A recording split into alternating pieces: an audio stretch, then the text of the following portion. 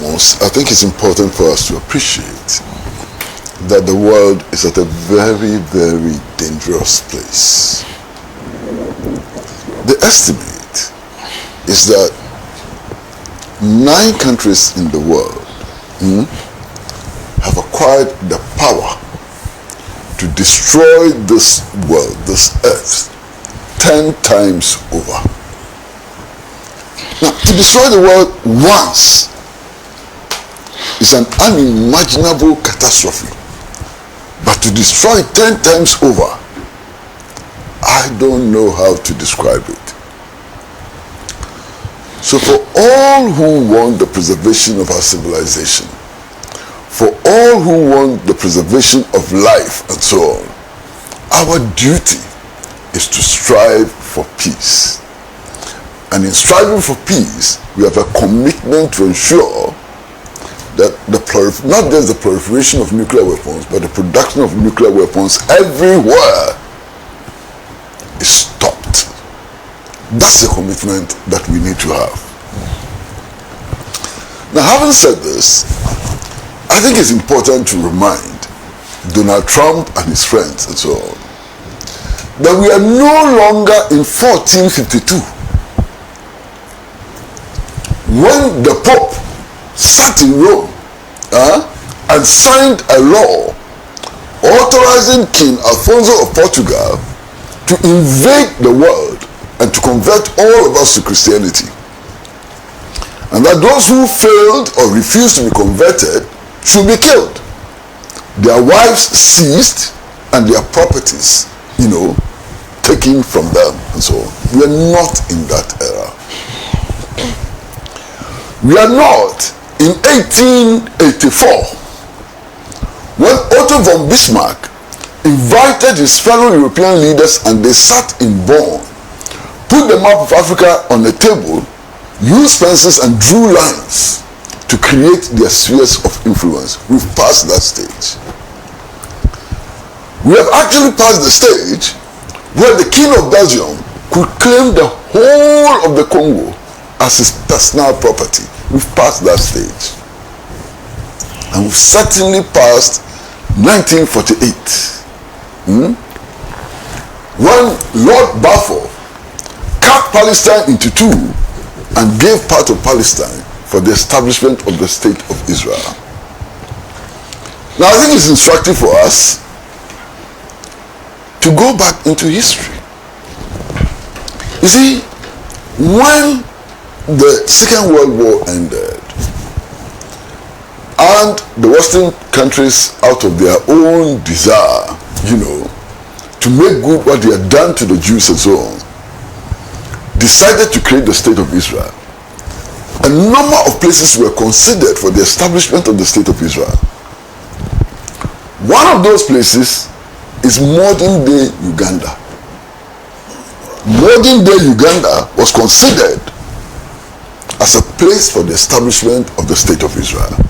Argentina was also considered for the establishment of the State of Israel.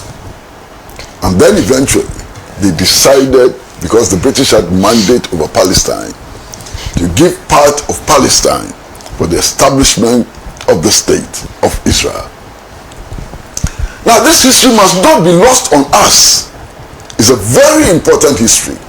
This is the history that belies the claim that Palestine is land which was bequeathed to the Zionists by God. What about Uganda? What about Argentina and so on? This history is a history that we ought to remember.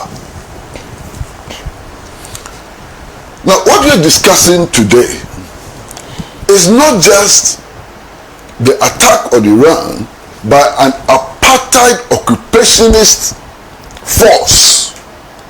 That's what we are discussing. We are discussing the whole architecture of West Asia and the Middle East. We are discussing the right of a people to govern themselves without interference. And we are discussing the equality of nations, the principles which underline the equality of nations and so on. anybody to glorify Israel at this time must amount not just to total recklessness, but complete disregard for the values of humanity. Listen, as we speak now, 70,000 Palestinians, 2/3 of whom are women and children, have been slaughtered in cold blood in Gaza. Don't lose sight of that fact. 70,000 Palestinians, 2/3 of them, women and children, have been slaughtered in Gaza. Last night, I was watching television. I was watching CNN. I wasn't watching Al Jazeera. I was watching CNN. What is happening? The Israelis have taken over the distribution of relief items and so on to these Palestinians who have been displaced, whose homes have been bombed, whose schools have been destroyed, and so on. So they've created centers for the distribution of aid. And then when information goes out that there is food at these centers, and the Palestinians start trooping to the centers to go and take food and water, they open fire on them. Who can justify this? Innocent and armed Palestinians rushing for food and water, they open fire on them and kill them. And sometimes 70 people a day, sometimes 100 people a day, and so on. Who can justify this? Now, that is not all. I want to just a few examples. You see, Palestinians who lost their homes, who were victims of the Nakba, and so 1948, and so who are refugees in other countries, have no right of return to their homeland. Palestinians, they have no right of return to their homeland. But anybody anywhere in the world, in Ghana, in Afghanistan, in Togo, anywhere, who claims to be a Jew has automatic right of return to Palestine. Does that make sense to you? That Palestinians who are exiled as a result of Nakba and so on, are not allowed to return to their homeland. But anybody anywhere in the world can be a national of Germany, can be a national of Czechoslovakia, anywhere, who claims to be a Jew has automatic right of return. Does that make sense? Now we are talking about the possibility, and here we are talking about the possibility of Iran making a nuclear bomb, producing a nuclear bomb. Possibility. Because even the Israeli Prime Minister himself says that Iran is only a few months, sometimes it's a few weeks away from producing a bomb. That's what he says. That's the allegation. Okay. Now, be that as it may, Iran has signed the Non-Proliferation Treaty. Iran's nuclear facilities are subject to inspection by the International Atomic Energy Agency. They are inspecting Iran's, nuclear facility and so on. They are inspecting it on a constant basis. They issue reports on a regular basis and so on. They haven't produced a nuclear weapon yet. Israel admits that they haven't produced a nuclear weapon yet. Israel has produced a nuclear weapon, has not signed the Non-Proliferation Treaty. And if you remember, in the late 1960s and 1970s, an Israeli who was working on the nuclear facility actually disclosed to the world what Israel was doing. You remember? You will remember. He was arrested, imprisoned, put in solitary confinement, and so on. After so many years, he was released. The first time he granted an interview, he was locked back in. This is an Israeli citizen. Okay? Israeli citizen. In fact, the estimates now, the last time I checked last night, the estimates now that Israel has 90 nuclear warheads. 90, not one. 90 nuclear bombs. The last time I checked, yesterday, 90. Iran has none. Now, if you're looking for an irresponsible state in the Middle East, is it Iran or is it Israel? The record of Israel is there for everybody. The United Nations, not me, not Iran, not Palestine. The United Nations has declared Israel as an apartheid state. Apartheid state. What does that mean? Simply put, it means that Israel has separate laws which govern the life of Israelis and separate laws which govern the lives of Arabs, even Israeli Arabs. It is an apartheid state. It's a racist state. Now, it is significant, and again, I checked yesterday, and you can Google now, that 70% of Israeli citizens are opposed to the war in Gaza. 70%. 70% of Israeli citizens are opposed to the war. Okay? So, for those of you who like to talk about democracy and how Israel is a democratic state and so on, when 70% of the population is opposed to the war in Gaza, and the government is doing what it's doing against the will of the people, how is that democratic? How is that a democratic state? I cannot understand. Now, statements made by Israeli officials themselves are very clear on this matter. You know, the Israeli Minister of Defense 2 days ago granted an interview in which he said that the spiritual leader of Iran has lost his right to exist. I'm sure you are all familiar with that. That he has no right to exist. Which in other words means that he must be assassinated. Okay. The Israeli Prime Minister was asked on Israeli national television his reaction to what his defense minister has said. The Israeli Prime Minister's response was that nobody, no Iranian, must be granted immunity from death.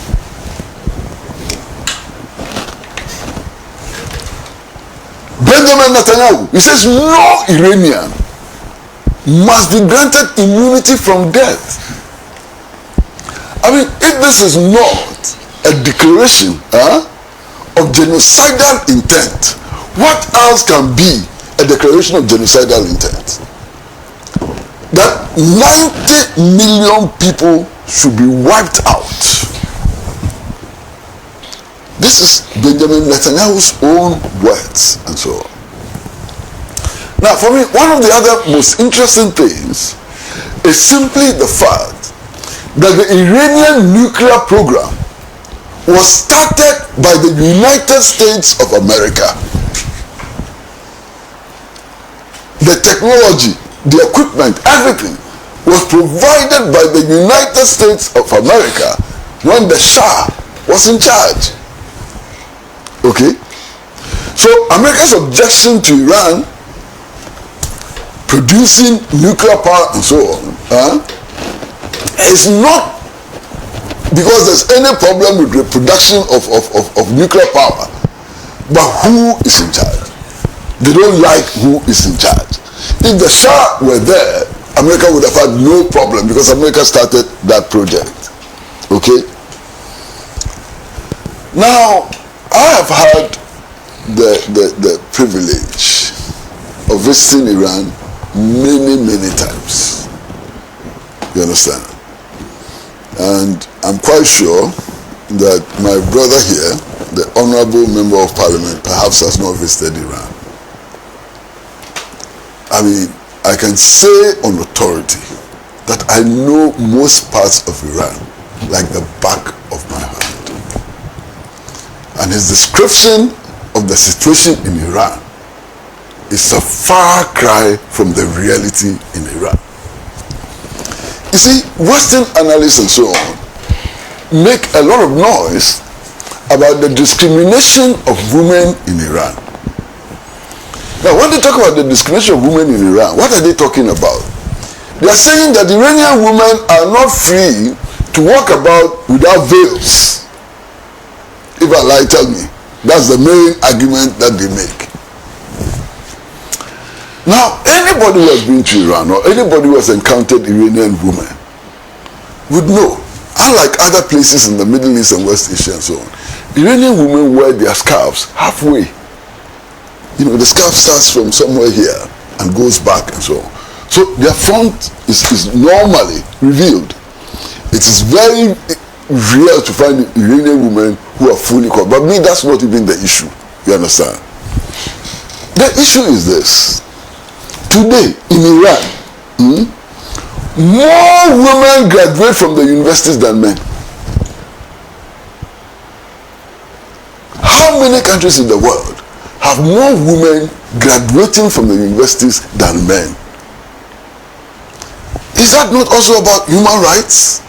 Who has access to education and so on? Is that not a human rights issue and so on? Not just that. The first woman ever to win the Nobel Prize for mathematics was who? An Iranian woman. Okay?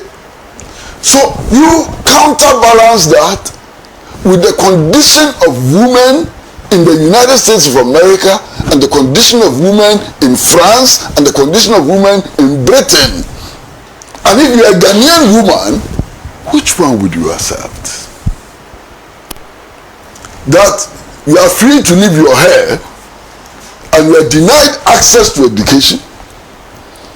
That you are free to leave your hair and you are denied access to employment? You are free to leave your hair uncovered and is discriminated against when it comes to appointments and so on. So you weigh the two. I would prefer a situation where women enjoy all the rights that women ought to enjoy. But those who criticize Iran for discrimination against women have no such right, because the condition of women in their countries are far worse than the condition of women in Iran. And I think that this point must be amplified very, very clearly. Now, there's something which just beats me completely. Israel claims that has launched this war to destroy Iran's capacity for producing a nuclear bomb. That's the claim. Not so. So Israel launches the war, and the second day after launching the war, admits that it has no capacity. Israel admits that it has no capacity to destroy Iran's nuclear facility. And that the only country which can destroy Iran's nuclear facility is the United States of America. And then he starts appealing to the US to join them. Wow. Massa, they themselves are claiming that they launched the war to stop Iran from developing the capacity. They have launched the war finish, so they launched the war finish.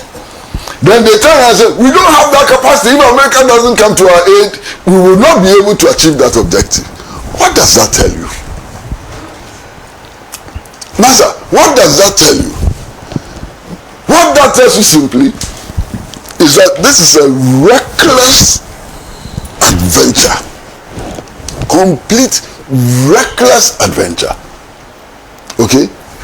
Now, if you watch the United States under Trump is using Israel Israel's attack on Iran as a bargaining chip. Israel go and attack them, weaken them, so that they will come to the negotiation table. That's all. What does the US want from the negotiating table? That is even confused. First, the United States of America and its Western allies sat down with Iran and negotiated the JCPOA. You understand? They negotiated it. All of them, with their nuclear experts, the international relations experts and so on, sat with Iran and agreed that this agreement, we believe, will not make it possible for you to develop nuclear weapons and to use it recklessly as well. They all agreed. They signed the agreement, the JCPOA agreement. They signed. When they finished, and Donald Trump became president, Donald Trump alone then decided that the agreement should be cancelled. The Western countries were not happy with Donald Trump because they believed that that was the best frame which could be created and so on. So between the United States and the Western countries, there was a gulf. Okay? Then Joe Biden came to power and so on, and somehow he didn't have the nerve to reverse the Donald Trump situation, and it persisted and so on. And then Donald Trump came back to power. Donald Trump comes to power and says, we still want to negotiate. The Iranians said, no problem, let's negotiate. They started negotiations. They have had 4 rounds of negotiations. Israel attacked on Friday or Saturday. The next round of negotiations was to take place on Sunday to seal the deal. They have been talking about what to do, the framework to have for Iran's development of nuclear energy and so on. One day more to the conclusion of the talks, Israel attacks. Who can justify this? Who in his right mind or her right mind can justify this attack? One day before the negotiations are concluded. So clearly this attack was intended to destroy the possibility of an agreement. Clearly intended to destroy the possibility of an agreement. Now, let's look around the world and so on. Let's look around the world and see, you know. You see, those who are criticizing Iran, those who think that Iran is a power state and so on, they must look at themselves first. My brother, listen, these countries which are lining up behind Israel, these are the same countries who went into the Congo, staged a coup d'etat, arrested the democratically elected president of the Congo, Patrice Lumumba, killed him, and 2 weeks ago, the intelligence officer who led that operation confessed that he cut Patrice Lumumba's body into 34 parts, removed his front teeth as a souvenir, and dissolved his body. The body of the democratically elected prime minister of the Congo was dissolved in acid. What moral authority can they have? What moral authority can they have? These countries which are lining up behind, Israel, the United States of America. The United States of America is the only country in the world which has used a nuclear bomb. It used it twice, in Hiroshima and Nagasaki in Japan. The people of Hiroshima and Nagasaki continue to suffer the consequences of that recklessness. Has Iran ever used a nuclear bomb? Or even just an ordinary dirty bomb? The US has used it twice in Hiroshima and Nagasaki. Where is the moral authority? of the US to today to be pontificating to us and so on? Where's the moral authority? You see, and for those of you who think that this is a religious conflict, okay, and that because you are Christian, you must necessarily support Israel, please read the Bible again and check your facts. First of all, if you see all the videos of the protests in the United States against the genocide that Israel is committing in Gaza, you find Jewish rabbis in the forefront of the anti-Israel demonstrations. And my brother, that is where I come to you. You claim that this gentleman sitting here, by religion, is a Muslim, is a Shia Muslim, and therefore should not have been on the program, should have brought a Jew. The majority of Jews are opposed to the genocide that Israel is committing. The majority of Jews are leading demonstrations in Western Europe and in the United States of America against what the Zionist regime is doing. So there's no guarantee that if you bring a Jew here, he will say anything different from what any one of us is saying. There's no such guarantee. And to believe that the mere presence of a Jew on this panel will change things is to misunderstand the situation in Israel. Okay? So first of all, you have 70% of the Israeli population opposed to war with Palestine. You have the vast majority of Jews in the world opposed to the genocide that Israel is committing, and so on.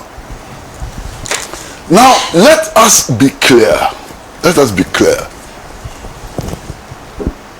Any study of African history and African struggle for liberation and freedom will reveal that Israel has been against us from the very beginning until now. The Israeli intelligence agency was a collaborator of the Apartheid intelligence agency in South Africa. In fact, the arrest of Nelson Mandela was coordinated between Apartheid intelligence, the US intelligence, and Israeli intelligence. No doubt at all about that. 3 days ago, videos came out of Israelis running into the bomb shelters, and I'm sure that perhaps all of you have seen those videos. Black people who live in Israel, who were also running into the shelters to protect their lives, were prevented from entering the shelters. They were prevented from entering the shelters. So if you're an African, and you want to support what is happening in Israel, something must be wrong with you. 20 years ago, a story emerged of a gentleman, a child actually from Ethiopia, a Falan, what they call them, who had died in Israel. And they could not find a burial place for him because he was black. Jew, he was a Jew, but he was black. They couldn't find a burial place for him because he was from Ethiopia. This is a big story which broke, made the headlines all over the world. So if you're an African and you support this carnage, something must be wrong with you. If you're an African and you support this carnage, something must be wrong with you. Even burial grounds are denied to the African people. Now listen, and Honorable, I heard you say, for example, that as for us, we are living in peace. After this program, we walk down and walk to our cars and so on. Honorable, you completely misunderstand the world situation. You completely misunderstand it. As a result of what is happening, this aggression that Israel is waging against Iran, our government has decided to suspend the implementation of the levy imposed on fuel, which would have enabled us to retire $4 billion worth of debt in the power sector. Do you know the implications of that? The implications of that is that this country may at a later time not be able to produce electricity.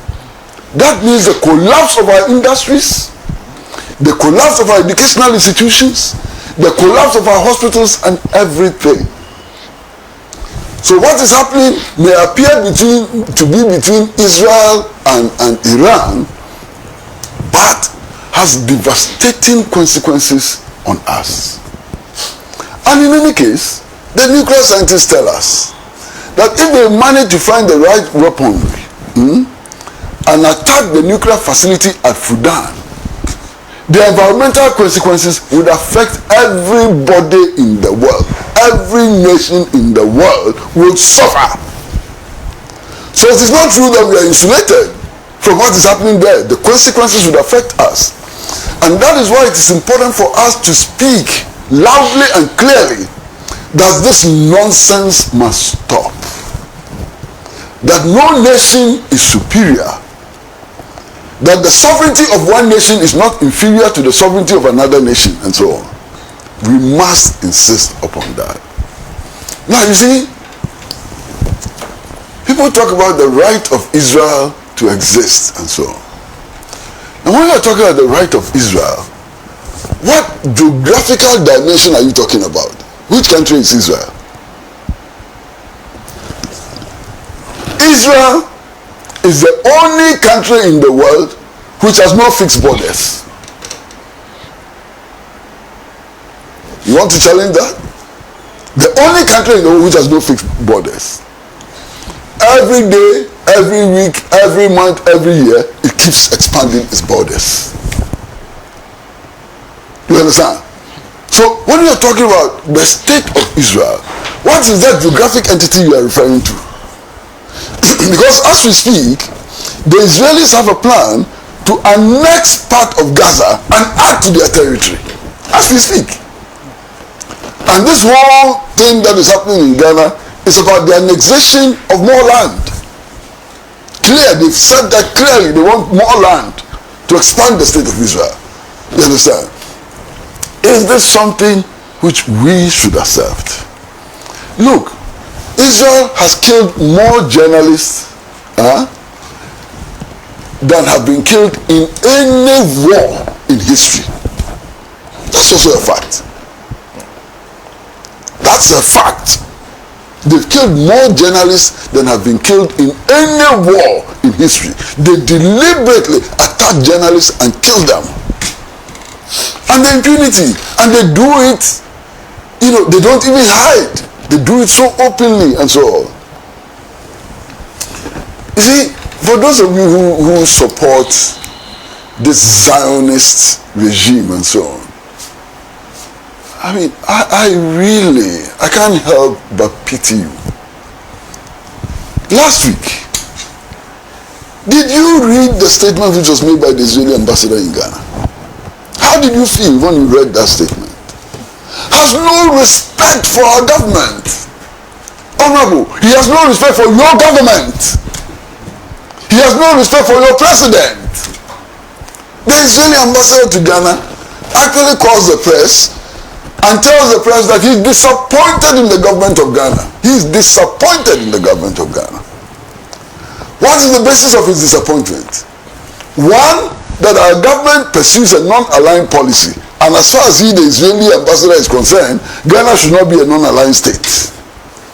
And that Ghana should defer the non-aligned movement. What effrontery. He doesn't end there. This Israeli ambassador says that he knows that Ghana belongs to the African Union. But we should not listen to the African Union. We should break ranks to the African Union. What impunity? What arrogance? And then he goes on and says we should have nothing to do with the Arab League and so on. This nothing Israeli ambassador in Accra wants to dictate to President Mahama how he should run his foreign policy, how he should run his government. He feels emboldened. He's so big. He's bigger than Mahama. He's bigger than the NDC. He's bigger than our parliament and so on. And you want to support this? unbelievable. And this arrogance finds expression in everything they do. This belief that they are specially chosen by God is the fundamental thing when it comes to Israeli policy. In any case, Sana, let me say something. Sana, look, the Israelis, not all the Israelis, I mean the Zionists who are in power in Israel, have constantly been insulting God. Take it from me, they have constantly been insulting God. They claim that God created all of us, and after creating all of us, decided to select this small number of Zionists in Israel as his chosen people against the rest of us. Don't you think that that's an insult to God? I mean, what kind of a God will create the world and all its people, including Filipinos, including Argentines, including Brazilians, including Arabs, including Zulus, and so on, Fantis and Ashantis, and so on. And after creating this beautiful mosaic of people and so on, decide that I will support only a small number of them, less than 10 million of them. They are the people I will support against the rest. What kind of God is that? That God must be very partial. That God must be very unfair. So if you believe in this theory of the chosen people, that is how you think. If you believe in this theory of the chosen people, you are insulting God. You think that God is partial, God is not fair, and so on. Think about it. In any case, all those of you who every now and then want to go to Israel for religious pilgrimage and so on, Senna, do you know the birthplace of Jesus, where Jesus was actually born? Do you know that it is not in the modern day Israel? It's in Palestine. So Jesus was Palestinian. Jesus the Christ was Palestinian. He was not an Israeli, he was Palestinian. You understand?